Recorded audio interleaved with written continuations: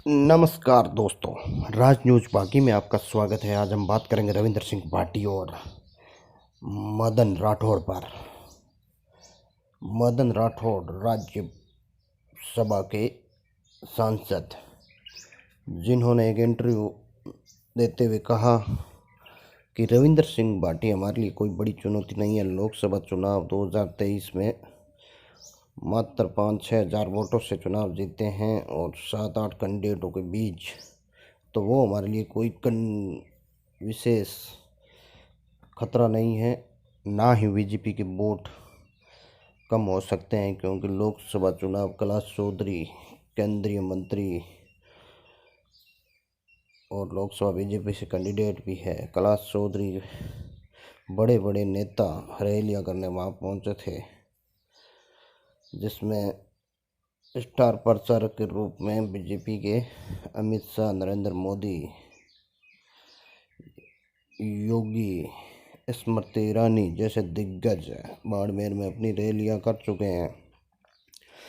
मदन राठौड़ ने कहा, हमें कोई खतरा नहीं है, परंतु सूत्रों के हवाले से खबर पता चली है कि बीजेपी इस बार संकट में नजर आ रही है बाड़मेर में।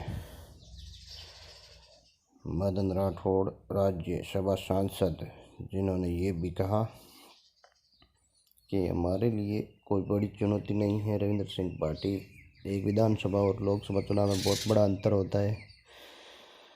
उसमें 3 जिले शामिल हैं, उनमें बीजेपी अपना कोई मतलब ही नहीं है। हमारी लड़ाई सीधी कांग्रेस से है। रविंद्र सिंह भाटी हमारे ही लड़के थे, कोई बात नहीं बनी, इसलिए उसने माहौल बिगाड़ लिया और लोकसभा की ताल ठोक दी। लोकसभा चुनाव जीतना या उसका प्रत्याशी बनना कोई बड़ी बात नहीं है, चुनाव जीते तो बात करें।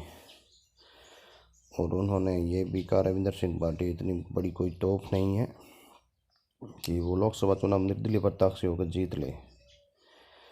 चुनाव में ताल जरूर ठोकी है, परंतु बीजेपी, सूत्रों के हवाले से पता चली है कि बीजेपी काफ़ी संकट में नजर आ रही है। रविंद्र सिंह भाटी पश्चिमी राजस्थान नहीं, गुजरात और महाराष्ट्र, बेंगलोर जैसे शहरों में भी अपनी छाप छोड़ चुके हैं। बाहर काम करने वाले सभी, जैसलमेर, बाड़मेर, बलोत्रा, पश्चिमी राजस्थान के रविंद्र सिंह भाटी को पहली पसंद है उनकी। फिर नरेंद्र मोदी हैं। रविंद्र सिंह भाटी इस बार काफ़ी संकट पैदा कर दिया बीजेपी पार्टी के लिए। तो आपका क्या कहना है इसमें? अपनी राय कमेंट बॉक्स में ज़रूर बनाइए। धीरेन्द्र शास्त्री जैसे लोग यहाँ बाड़मेर में जनसभाएं की रविंद्र सिंह भाटी के लिए केवल और केवल।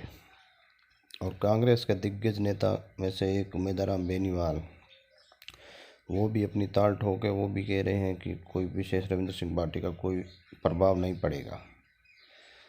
तो हर बार के प्रभाव नहीं पड़ेगा तो बड़े बड़े नेता आगे इधर रैलियाँ क्यों कर रहे हैं? कुछ तो बात है रविंद्र सिंह भाटी के अंदर।